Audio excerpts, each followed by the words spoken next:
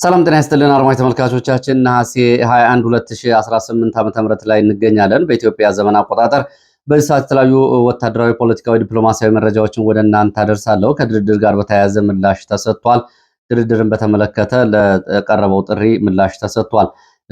በብልጽግና የሚዲያ ሰራዊትና የፓርቲ ቻናል ስርዓት አዲስ ትዕዛዝ ተላልፏል። አብይ አህመድን በተመለከተ ይሄ ጉዳይ ምንድን ነው የሚለውንም በፖለቲካዊ መረጃዎቻችን በዚህ ሰዓት ወደ እናንተ ከሚደርሱ መካከል ይገኝበታል። የሱዳን ጦር አምስተኛውን የኢትዮጵያን ድሮን መትቼ ጥያለሁ ወይም ደግሞ ከኢትዮጵያ አቅጣጫ የመጡ ድሮኖችን መትቼ ጥያለሁ ብሏል። ዛሬ ከሰዓት በኋላ ባወጣው ሰበር ዜና የሱዳን ሰራዊት ከኢትዮጵያ አቅጣጫ የገባ ድሮን ዛሬ መጥቶ መጣሉን ገልጿል። ትላንት ወዲያም በተመሳሳይ ባለፉት 3 ቀናት ብቻ ከ3 በላይ ድሮኖች ተመተው ወድቀዋል። ከዚህ ጋር በተያያዘ ያለው መረጃ ምን ይመስላል? የሱዳን ጦርነት ዓለም አቀፋዊ ቅርጽ እየያዘ ነው። አህጉራዊ ቅርጽ እየያዘ መምጣቱን ተከትሎ አሜሪካ በጉዳዩ ላይ አስቸኳይ ማብራሪያ ማስጠንቀቂያም ሰጥታለች። አፍሪካ ህብረትን በተመሳሳይ ማስጠንቀቂያ ሰጥቷል። የሱዳን የአልቡርሃን ኃይል ወደ ቻድ 100 ኪሎ ሜትር ዘልቆ የፈጸማቸው የድሮን ጥቃቶች በቻድ በኩል ቀጠናዊ መልክ ሲያያይዙ ጦርነቱን በኢትዮጵያ በኩልም በኩርሙክና በአሶሳ ቀጠና ያለው እንደዚሁ ቀጠናዊ ቅርጽ ይዟል። የሱዳን ጦርነት እንደሚታወቀው በጎረቤት ሀገራት ኢትዮጵያ እና ደቡብ ሱዳን፣ ቻድ እና ሊቢያ ከፈጥኖ ደራሽ ኃይሉ ጎን እንዲሁም ደግሞ በኤርትራና ግብጽ ደግሞ ከአልቡርሃን ጎን ሆነው የጎረቤት ሀገራት በዚህ ልክ ሚና ሲኖራቸው፣ በመካከለኛው ምስራቅ ሀገራት ደግሞ በዋናነት ሳውዲ አረቢያ የምትመራው ግዙፍ ኃይል በጦር መሳሪያም አቅርቦቱ ከፍተኛ የተባለው ኳታርን እንዲሁም ደግሞ ፓኪስታንን ጨምሮ ከአልቡርሃን ጎን ሲቆም አሁንም ከፍተኛ የጦር መሳሪያ እያቀረበለት ሲገኝ ዩናይትድ አረብ ኤሚሬትስ ከፊል እስራኤልን ጨምሮ ደግሞ ከመካከለኛው ምስራቅ ሀገራት ደግሞ ከፈጥኖ ደራሽ ደጋሎ ጦር ጋር ቆመዋል። ይህ በእንዲህ እንዳለ ደግሞ ኢራንም እንደዚሁ ከአልቡርሃን ኃይል ጋር ያለውን በማሊክ የሚመራውን እስላማዊ ሙስሊም ብራዘርስ ሁድ የሚባለውን ታጣቂ ኃይል ትደግፋለች። ውስብስብ ነው የሱዳን ጦርነት። ከዚህ ጋር በተያያዘ እንግዲህ እና አሜሪካ በሱዳን አጠቃላይ ጦር መሳሪያ ማዕቀብ ይጣል ብለው ፕሮፖዛል አቅርበዋል ለተባበሩት መንግስታት ድርጅት። ጉዳዩን ግብፅን ጨምሮ ሌሎች ሀገራት እየተቃወሙት ይገኛሉ። የሱዳን ጦርነት ቀጠናዊ ጉዳይ ቅርጽ ይዟል። ይህንን ጨምሮ የተለያዩ መረጃዎችን በሰዓት ወደ እናንተ አደርሳለሁ። በኢትዮጵያና ሱዳን ድንበር አቅራቢያ በመተማ ወረዳ ዛሬ በተፈጸመ ከፍተኛ ጥቃት በአንድ ወታደራዊ ካምፕ ላይ ከፍተኛ ጉዳት ደርሷል። ከዚህ ጋር በተያያዘ የተገኘውን መረጃ አደርሳችኋለሁ። ይህ ጥቃት ተፈጸመበት በአውራ ጎዳና ላይ ኢትዮጵያና ሱዳንን በሚያገናኘው ከመተማ ወደ ጎንደር ወይም ደግሞ ከጎንደር መተማ ሱዳን በሚወስደው ዋና መንገድ ላይ ነው። ይህንን ጨምሮ እንግዲህ የወታደራዊ አዛዦች የቡድን መሳሪያዎች ጭምር በፋኖ እጅ መግባታቸውን የሚገልጽ መረጃ አለ። እነሱንና ሌሎች መረጃዎችን በዚህ ሰዓት ወደ እናንተ አደርሳለሁ። እየተከታተላችሁ አብራችሁ እንድትቆዩ ነው በአክብሮት የምጋብዛችሁ። ሀሳብ አስተያየት ቢኖራችሁ ደግሞ ጥቆማ@gmail.com ወይም ደግሞ በአስተያየት መስጫዎች ላይ ታስቀምጡ ትችላላችሁ። ብዙ አስተያየቶች ተመልክቻለሁ። ከትብብር ጋር በተያያዘ ትብብርን በተመለከተ ያሉትን እንግዲህ እይታዎች በሶስት ከፍዬ አቅርቤያለሁ። አንደኛው ትብብርን የሚቃወመው የብልጽግና ኃይል ነው። እሱ ለፖለቲካዊ እና ለወታደራዊ ጥቅሙ ሲል ነው። ሁለተኛው ደግሞ የአማራ ትግል ደጋፊ ሆኖ ለሁለት የተከፈለ አለ። አንደኛው ለጊዜው ጥምረት ከተገኘ አብረን እንጣመር ችግር የለውም እያለ ጉዳዩን በይድረስ ወይም ደግሞ ግልጽ ባልሆነ መንገድ ጥምረቶችን የሚቀሰቅስ ሲሆን፣ ሶስተኛው ቡድን ደግሞ ግልጽ የሆነ የፖለቲካዊ እንዲሁም ደግሞ ወታደራዊ ስምምነቶችን ቅርጽ ያለው የፍኖተ ካርታ በሚባል ደረጃ ስምምነቶች በዛ ልክ ሊገለጹ ይገባል፣ ካሁን በፊቶቹ ትምህርት ሊወሰድ ይገባል የሚል ሶስት አይነት ኃይል እንዳለ ይህንን ካስቀመጥኩ በኋላ ብዙ አስተያየቶችን ተመልክቻለሁ። አስተያየቶቻቸው አሁን የሚቀጥሉ ወደ መረጃዎቹ ሲሄድ በምስራቅ አፍሪካና በመካከለኛው አፍሪካ አሳሳቢ ሆኖ የነበረውን ኢቦላን በተመለከተ የተባበሩት መንግስታት ድርጅት የጤና ክፍሉ ለኡጋንዳ ማረጋገጫ ሰጥቷል። ኡጋንዳ የመጨረሻ የተረጋገጠ ታካሚ ከሆስፒታል ከወጣ ከ42ኛው ቀን በኋላ ባለፈው ወር ቫይረሱ በይፋ መጥፋቱን ገልጻ ነበረ። የዓለም ጤና ድርጅት ምንም አይነት የቀረ ቫይረስ ስርጭት ሰንሰለት አለመኖሩን ለማረጋገጥ ሁኔታውን ሲከታተል ከቆየ በኋላ ከጎረቤት ኮንጎ ቫይረሱ መከሰቱን ካወጀበት ግንቦት 7 ቀን ጀምሮ ኡጋንዳ በአጠቃላይ 21 የቫይረሱ ተጠቂዎችን አረጋግጣ የነበረ ቢሆንም በምስራቅ ኮንጎ ያለው ሁኔታ በጣም በተለየ ነው። ቫይረሱ የጤና ባለሙያዎችና ከፍተኛ ሁኔታ በሚያሰጋ ፍጥነት እየተስፋፋ መሆኑን ገልጾ 6 ግዛቶች ውስጥ ከ2000 በላይ ሞቶች ጨምሮ ከ4500 በላይ የቫይረሱ ተጠቂዎች መመዝገባቸው በኮንጎ ተገልጿል። አሁን ኡጋንዳ ግን ከቫይረሱ ነፃ መሆኗን የተባበሩት መንግስታት ድርጅት ገልጿል። በተለይ ከኮንጎ ጋር በየብስ በሚያገናኘው ድንበር አካባቢ ያለውን ሁኔታ በተመለከተ አሁንም ጥንቃቄ የሚያስፈልገው ቢሆንም አሁን በኡጋንዳ የኢቦላ ቫይረስ ስጋት እንዳልሆነና ሀገሪቱ ከቫይረሱ ነፃ መሆኗን እንደዚሁ ባለፈው በተደረገ ስብሰባ ማረጋገጡ ተገልጿል። ወደ ሀገር ውስጥ መረጃዎች እመለሳለሁ። ወደ ሀገር ውስጥ መረጃዎች ስመለስ አሁንም በእነ ሽመልስ አብዲሳ የሚደገፉ የተለያዩ ማህበራቶች ሌሎች የኢትዮጵያ አካባቢዎችን ልክ እንደ አዲስ አበባ የኦሮሚያ ነው እያሉ መግለጫ እያወጡ ይገኛሉ። ከነዚህ መካከል የአፍራን ቃሎ ኢንተርናሽናል የሚባል ድርጅት ድሬዳዋ፣ ሐረርና ጅጅጋ ወደ ኦሮሚያ ክልል እንዲካለሉ ከዚህ ጋር በተያያዘ በድሬዳዋ ላይ የቀረበውን የምክክር ኮሚሽኑን አቋም እንደማይቀበል ገልጿል።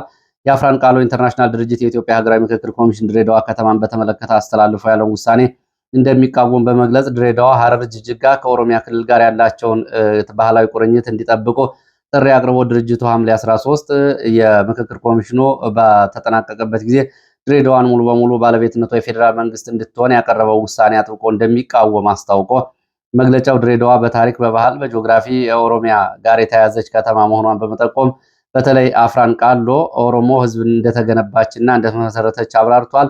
በተጨማሪም ከተማዋ የኦሮሞ ህዝብ ትግልና ባህል ምልክት እንደሆነች በመግለጽ የፌዴራል መንግስት ስር ብቻ እንድትሆን ማድረግ የህዝቡን ታሪካዊና ህጋዊ መብት መጻረር ነው ብሎ መግለጫ አውጥቷል። ያው እንግዲህ እንደ ድሬዳዋም ሐረርም ጅጅጋም በምስራቅ ኢትዮጵያ የሚገኙ ትልልቅ ከተሞች አሁን እነ ሽመልስ አብዲሳ እንደ አዲስ አበባ ካልዋጥናቸው ካልሰለቀጥናቸው እያሉ ነው የሚገኙት። በነገራችን ላይ ወደ ኋላ በታሪክ ውስጥ ሲታይ እንግዲህ በኢትዮጵያ ላለፉት 100 እና 200 ዓመታት የተገነቡ ጥንታዊ ከተሞችን ጨምሮ እነ ሐረርና ድሬዳዋን ጅጅጋን ጨምሮ በኦሮሚያ ክልል ውስጥ አሁን የሚገኙ ትልልቆቹ ከተሞች እንደ ጥንታዊ በተለይ ስምና ዝና ካላቸው ከተሞች መካከል እነ ጅማን የመሳሰሉ በውጭ ሀገር ሰዎች ጭምር የተገነቡ ከተሞችን ከፖለቲካ ክልል ጋር አብረው የተረከቡት እነ ሽመልስ አብዲሳ እነ ናዝሬትን፣ አሰላን፣ አምቦን፣ ጅማንና ሌሎች ከተሞችን በእጃቸው ካስገቡ በኋላና በልሙጥ የሆነ የብሔር ጭቆና እየፈጸሙ ባለበት በዚህ ሁኔታ ደግሞ አዲስ አበባ፣ ድሬዳዋና ጅጅጋን ለመውሰድ ያው በዚህ ደረጃ ነው እየተንቀሳቀሱ ያሉት። እንግዲህ በወሰን ክፍፍል ለሐረር ክልል፣ ጅጅጋ ደግሞ ለሶማሌ ክልል መሰጠታቸውን በማንሳት ይሄ የታሪክ ማዕከልነትን እየሳተ እንደሆነ ገልጾ መግለጫው የአፍራን ቃሎ ኢንተርናሽናል ድርጅት የሚከተሉትን ነጥቦች ጥሪ አቅርቧል። ሐረርና ጅጅጋ ወደ ኦሮሚያ እንዲመለሱ፣ የከተሞቹ አስተዳደር ሁኔታ በተመለከተ የሚወስን ማንኛውም ውሳኔ ህዝቡን ታሪክና ባለቤት ዲሞግራፊ እና የዲሞክራሲ ፍላጎት መሰረት ያደረገ እንዲሆን ይህንን ጥሪ አቅርቧል።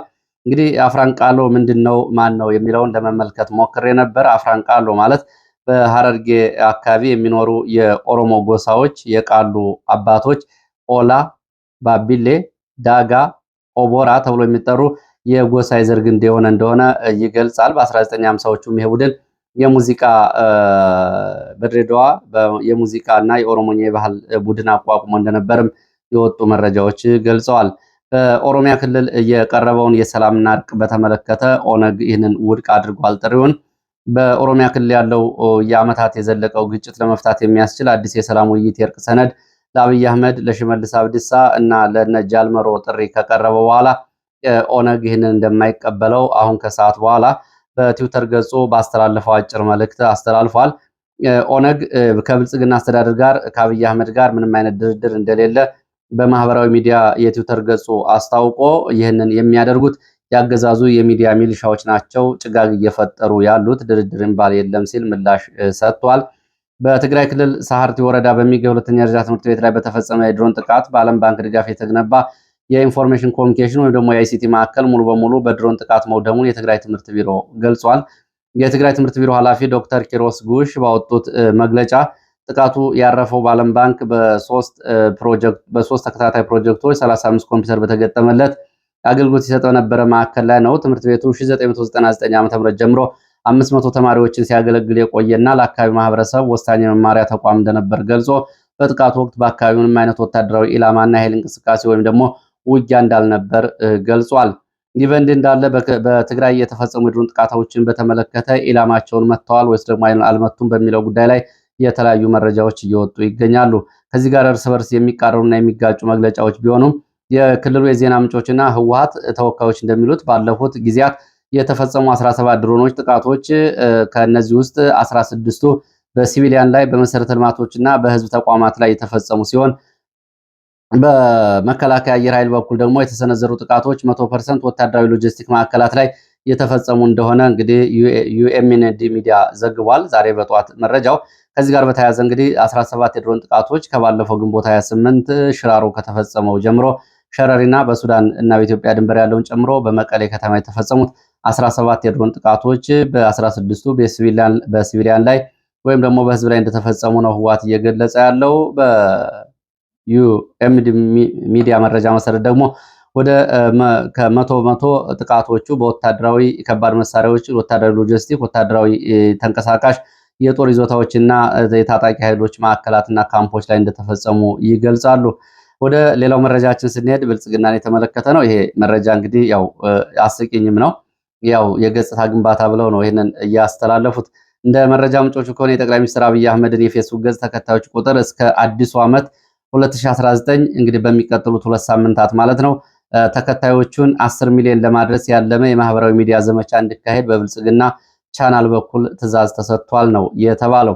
የብልጽግና ፓርቲ የሚዲያ ሰራዊትና የፓርቲ ቻናል ባስተላለፉት መመሪያ መሰረት በኦሮሚያ ክልል በሚገኙ የተለያዩ ዞኖች ለወጣቶች አባላት ልዩ ስልጠና እየተሰጠና እንደዚህ ደግሞ ማህበራዊ ሚዲያ ላይ ዘመቻ እንዲያደርጉ ድጋፍ እየተደረገ እንደሆነ ታውቋል። እንደ መረጃ ምንጮቹ በምስራቅ ሸዋ ዞን፣ ምዕራብ ሐረርጌ፣ አርሲ፣ ጅማ ቀጠናዎች ለወጣቱ ስልጠና በሚል የስልጠናው ዋና ዓላማም በርካታ ሐሰተኛ የፌስቡክ አካውንቶችን ወይም ደግሞ ሐሰተኛ ስሞችን በመጠቀም የአብይ አህመድን እና የሽመልስ አብዲሳን የኦሮሚያ ክልል ፕሬዝዳንት የፓርቲ አመራሮችን ገጽታ መገንባት ላይ ያለመ እንደሆነ ተገልጿል።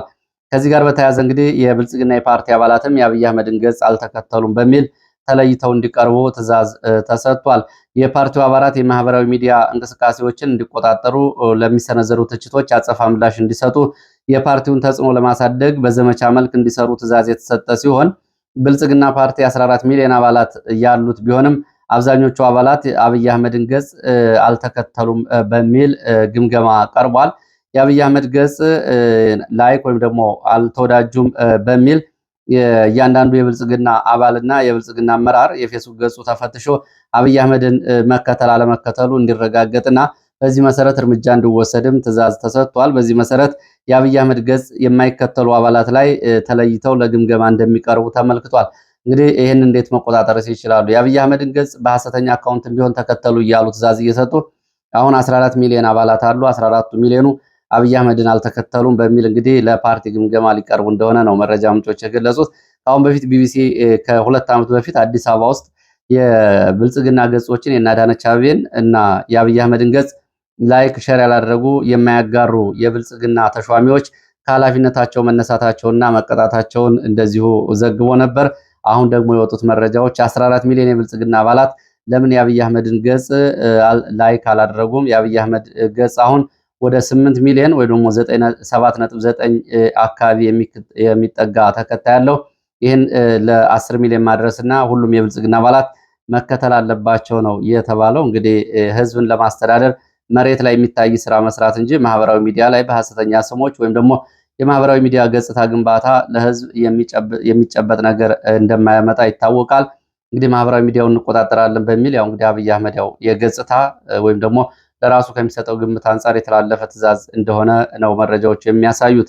ወደ ሌሎች መረጃዎች ሲሄድ ደግሞ በባህር ዳር ከተማ የሚገኙ የመንግስት ሰራተኞች ባለው የኑሮ ጫና ምክንያት ለመከላከያ የሚጠየቀውን የገንዘብ አስተዋጽኦ ማድረግ አንችልም ቢሉም ከላይ የመጣ ትዕዛዝ በመሆኑ ማዋጣት አለባችሁ በሚል በኃላፊዎቻቸው እንደተነገራቸው ተናግረዋል። በትግራይ ክልል ከተሞች ደግሞ ራያ፣ ማይጨው እና በትግራይ ሌሎች አካባቢዎች ራያ ዘቦ እንዲሁም ደግሞ በአለማጣ፣ ማይጨው፣ መቀሌ ከተሞች ወታደራዊ አፈሳዎች ተጠናክረው መቀጠላቸውን የወጡ መረጃዎች ገልጸዋል። በራያ ሐሙስ ገበያ ተብሎ በሚጠራው ራያ መሆኒ ለገበያ የመጡ ሰዎች ዛሬ መታፈሳቸው ሲገለጽ፣ ባለማጣ ተጨማሪ የህወሓት ታጣቂዎች ዛሬ ወደ ከተማዋ ገብተዋል። ወጣቶችን አፍሶ ወደ ወታደራዊ ካምፕ ለመውሰድ አሁን በዚህ ሰዓት ስብሰባ ላይ መሆናቸው ተገልጿል። በተጨማሪም በአካባቢ ከባድ መሳሪያዎች ወደ ግንባር እየተጠጉ እንደሚገኙ የተገለጸ ቢሆንም ባለፉት 3 ቀናት ያለማቋረጥ የተደረጉ የድሮን ጥቃቶች መኖራቸውም እንደዚሁ ይታወቃል። በዚህ ያለው ጦርነት፣ ዲፕሎማሲ፣ ወታደራዊ እንቅስቃሴና ውጥረት ይበልጥ እያየለ መምጣቱን ነው መረጃዎቹ የሚያሳዩት። ወደ ጎጃም ቀጠና የሚወስደን መረጃ አስከትላለሁ። በዲማ ከተማና በምስራቅ ጎጃም ዞን በዲማ ከተማና በደብረ ጽሞና ቀበሌዎች ጉዳትና የንብረት ውድመት መድረሱን የአካባቢው ፋኖ 64ኛ ክፍለ ጦር ህዝብ ግንኙነት በላከው መግለጫ አሳውቋል። በእነማይ ወረዳ ዲማ ከተማ ደብረ ጽሞና ቀበሌዎች በነዋሪዎች ላይ ጾታዊ ጥቃት፣ የንብረት ዘረፋ፣ ውድመት መፈጸሙን ገልጿል። ይህ የተፈጸመው ደግሞ በሚሊሻዎች በመንግስት ወታደሮች እንደሆነ የገለጸው 201ኛ 64ኛ ክፍለ ጦር ህዝብ ግንኙነት በተጨማሪም ጥንታዊ ዲማ ቅዱስ ጊዮርጊስ ገዳም አካባቢ የሚገኙ አብያተ ክርስቲያናት ላይ ጉዳት ስለመድረሱና የሃይማኖት አገልግሎቶች ጭምር እስከ መቋረጥ ደርሰው እንደነበር ገልጿል። ክፍለ ጦሩ ህዝብ ግንኙነት ባወጣው መግለጫ በዲማ ከተማና በደብረ ጽሞና ቀበሌዎች በተካሄደ ግጭት ጾታዊ ጥቃቶች ከመፈጸማቸው በላይ በርካታ ግለሰቦች እህል፣ የቤት ዕቃዎች፣ የንግድ ሱቆች መዘረፋቸውና መወሰዳቸውን በስም ዝርዝር አስደግፎ ይፋ አድርጓል። በተጨማሪም የዲማ ቅዱስ ጊዮርጊስ ገዳም ለጦር ምሽግነት በመዋሉ ምክንያት የቅዳሴና መሰል ሃይማኖታዊ ስርዓቶች እስከ መቋረጥ ደርሰው እንደነበርና መነኮሳት፣ ቀሳውስት፣ ካህናት ላይም እንደዚሁ እንግልት መድረሳቸውን ገልጾ በከተማው ተማርከዋል ተብለው የቀረቡ ቁሳቁሶች የፋኖ ሳይሆኑ የአብያተ ክርስቲያናት ንብረት እንደሆኑ ሊታወቅ ይገባል ሲልም እንደዚሁ ጨምሮ ገልጿል። ወደ ጎንደር ቀጠና የሚወስደን መረጃ አስከትላለሁ። በምዕራብ ጎንደር ዞን መተማ ወረዳ ኩመር አውላላ ተብሎ በሚጠራ ስፍራ በተፈጸመ ጥቃት በርካታ ጉዳት ደርሷል። ጉዳቱ ደግሞ ወታደራዊ ኪሳራ፣ ሰብአዊ እና ቁሳዊ ውድመትን ያስከተለ ነው። በአካባቢ በሚገኝ የፍተሻና ወታደራዊ ካምፕ ላይ ፋኖ ባደረሰው ጥቃት ጉዳት መድረሱን የገለጹት የመረጃ ምንጮች ዛሬ ነሐሴ 21 በኢትዮጵያና ሱዳን ዋና መንገድ መተማ ወረዳ ውስጥ በሚገኘው ኩርሙክ አውላላ ወታደራዊ ካምፕ ላይ በተፈጸመው ጥቃት ጉዳት ደርሷል። ማለዳ ጀምሮ እስከ ረፋት ድረስ በነበረው ውጊያ በካምፑ ላይ ከፍተኛ ቁሳዊ ጉዳት ደርሷል። ከጎንደር መተማ የሚወስደው ዋና መንገድ ላይ በነጋዴ ባህርና ገንዳ ውሃ መካከል በምትገኘው ኩመር አውላላ የተሰኘች የፍተሻ ኬላና ወታደራዊ ካምፕ ላይ ነው ሌሊት 10 ሰዓት እስከ 12 ሰዓት ጥቃት ተፈጸመው። በቀጠናው የመይሳው ካሳ ሁለተኛ ኮር ፊታውራሪ ገበየው ክፍለ ጦር ኃይሎች ወደ ምሽጉና ወደ ፍተሻ ኬላው በመግባት ጥቃት መፈጸማቸውና በርካታ ወታደራዊ አዛዦችን ጨምሮ የሬጅመንቱ ኃይል ከፍተኛ ጉዳት ማስተናገዱ ተገልጿል። በአውደ ውጊያው 2 ዲሽቃዎች፣ ብሬን፣ ስናይፐር፣ በርካታ የነፍስ ወከፍ ክላሽንኮቭ መማረካቸው ተገልጿል። ከዚህ በተጨማሪ በዚህ ሁለት አንድ የመከላከያ ሰራዊት አባል እንደዚሁ ስናይፐር ታጥቆ ወደ ፋኖ ስለመቀላቀሉ ተገልጿል። አውደ ውጊያው ተጠናክሮ የቀጠለ ሲሆን እስከረፋ ድረስ በአካባቢው ከጭልጋና ከነጋዴ ባህር እንዲሁም ደግሞ ከገንዳ ውሃ የዞኑ ከተማ ወደ አካባቢው መከላከያ በመካናይዝድ መሳሪያዎች ተንቀሳቅሷል ተብሏል። እንግዲህ መረጃዎቹ እንደሚያሳዩት በዚህ ሬጅመንቱ ታጥቋቸው የነበሩ አብዛኞቹ የጦር መሳሪያዎች ወደ ፋኖ ገብተዋል ነው። ከዛ በኋላ የአድማ ብተና አባላት አስክሬን እየተነሳ ወደ መተማ ገንዳ ውሃ እየተወሰደ የቀብር ስነስርዓት እየተፈጸመ እንደሆነ ታውቋል። ወደ ሱዳን ስንሄድ በሱዳን ፈጥኖ ደራሽ ኃይሎችና በሱዳኑ ጦር መካከል የሚደረገው ውጊያ አሁንም ቀጥሏል። ወደ በረሃ መስመር ሲሸሹ የነበሩና ነዳጅ አልቆባቸው ከአደጋ ቀጠና ውጭ የነበሩ ከ80 በላይ የሚጠጉ የፈጥኖ ደራሽ ኃይሉ ተሽከርካሪዎች ድንገተኛ ጥቃት ተሰንዝሮ በአየር ኃይል ሙሉ በሙሉ ተደምስሰዋል ተብሏል። እንግዲህ ሱዳን ውስጥ ያው ወታደሮች በመኪና ነው የሚንቀሳቀሱት፣ ፓትሮሎች ማለት ነው። ምን ያክል ጉዳት እየደረሰ እንደሆነ እዚህ መገንዘብ ይቻላል። በኢትዮጵያና ሱዳን ድንበር ጥቁር አባይ ክልል ሰርካም፣ አልካይል እና አልኮርሙክ አካባቢዎችም የተቃጣባቸውን ጥቃቶች መመከታቸውን የአልቡርሃን ወታደራዊ አዛዦች ገልጸዋል። ደማዚን ከተማ የአየር ጥቃት ለመጠበቅ አዳዲስ የአየር መከላከያ ስርዓቶች ስራ መጀመራቸውን የሱዳን ጦር ገልጿል። በኡም ሳሚማ እና ባልሃማዲ አካባቢዎች በዚሁ በኮርዶፋን ግዛት ማለት ነው። በዚህ አካባቢ የአርኤስኤፍ ስብሰባና አቅርቦት መስመሮች በአየር መደብደባቸውን ዛሬ የሱዳን ጦር አስታውቋል። ከሱዳን የውጭ ጉዳይ ሚኒስትር ደግሞ ከኢትዮጵያ ጋር ስለሚቃጣው የድሮን ጥቃት በተመለከተ ሚኒስትሩ ከኢትዮጵያ ግዛት ውስጥ በየቀኑ የሚፈጸሙ የድሮን ጥቃቶችን በመመከት እጅግ አመርቂ ውጤት አምጥተናል ሲል መግለጫ ሰጥቷል። የሱዳን የውጭ ጉዳይ ሚኒስትር ከቻድ ግዛት ውስጥ ደግሞ የሱዳን ጦር ጥቃት ፈጽሟል ተብሎ የሚሰራጨውና የወጣውን መረጃ በቅርበት እየተከታተለ እንደሆነ የሱዳን የውጭ ጉዳይ ሚኒስትር ገልጿል። ሱዳን የቻድን ሉዓላዊነት፣ የዛሬና የነገ ግዛት አንድነት እንዲሁም ደግሞ ድንበር ደህንነት ሙሉ በሙሉ የምታከብር መሆኗን ገልጸው በቻድ ውስጥ ለተከሰተው ክስተት ኃላፊነቱን በነጠላ ሁኔታ በሱዳን ጦር ላይ የሚጭኑ አካላት የሚያወጧቸው መግለጫዎችና አሳዛኝ መሆናቸውን ገልጸዋል። እንግዲህ አሜሪካን ጨምሮ መግለጫ አውጥተውባቸዋል። ዓለም አቀፍ አካላት የተሟላ ነፃና ምርመራ እንዲያካሂዱ ያቀረበው የሱዳን የውጭ ጉዳይ ሚኒስትር ያልተጣሩና ያልተጠናቀቁ ትርክቶች ከመቀበል እንዲቆጠቡ ገልጿል። የሱዳን ጦር ኃይል በጎረቤት ቻድ ግዛት ውስጥ የአየር ጥቃት ፈጽሟል መባሉን ተከትሎ አሜሪካና የአፍሪካ ህብረት የሱዳን ጦርነት ወደ ጎረቤት ሀገራት እንዳይስፋፋ ዛሬ ጠንካራ ማስጠንቀቂያ መስጠታቸው ይታወቃል። በሌላ በኩል ከፓኪስታን የተገኘ የጦር መሳሪያ እና የአየር መከላከያ ስርዓት የጫኑ በርካታ ተሽከርካሪዎች ዛሬ ሻሩር ተብሎ ወደሚጠራ አውሮፕላኖች ናቸው። ሻሩር ተብሎ ወደሚጠራ የአውሮፕላን ማረፊያ በመብረር በአልካርማክ የአካባቢ እንደዚሁ ለአልቡራን ጦር አስረክበዋል ተብሏል። በኩርሙክ ደግሞ የወደቁ የኢትዮጵያ ድሮኖችን በተመለከተ የተለያዩ ዘገባዎች እየወጡ ነው የሚገኙት። የሱዳን ጦር በብሉ ናይል ክልል መትቼ ጣልኳቸው ያላቸው ስትራቴጂክ ድሮኖች ከኢትዮጵያ አየር ክልል የተነሱና በኮንትራት የተገኙ ናቸው ሲል ክስ አቅርቧል።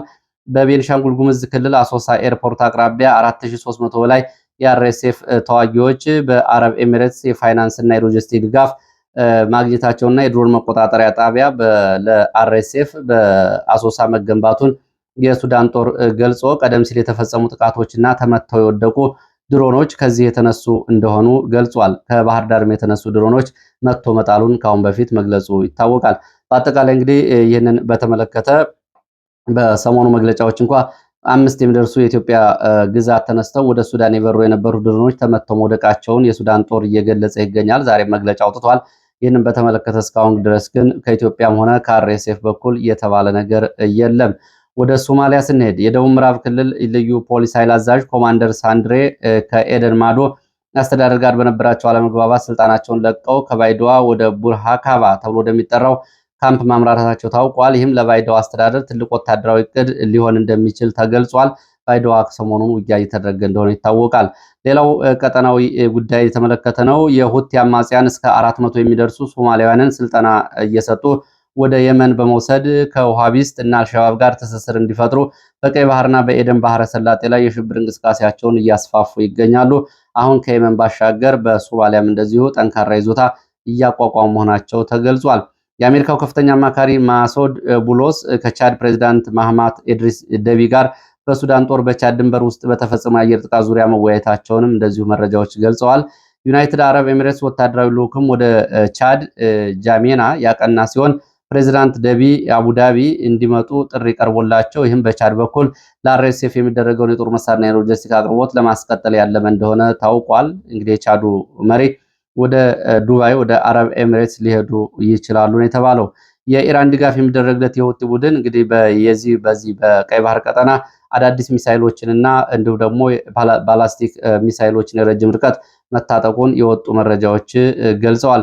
በደቡብ የመን አልዳሊና ግንባር በሳውዲ አረቢያ ድጋፍ የሚደረግላቸው ኃይሎች ወታደራዊ ዝግጅታቸውን እያጠናከሩ ሲሆን ይህም አልዳሊን ለብቻዋ ከሁቲዎች ጋር ወደ ከባድ ጦርነት ሊከታት ይችላል የሚል ስጋት ተፈጥሯል።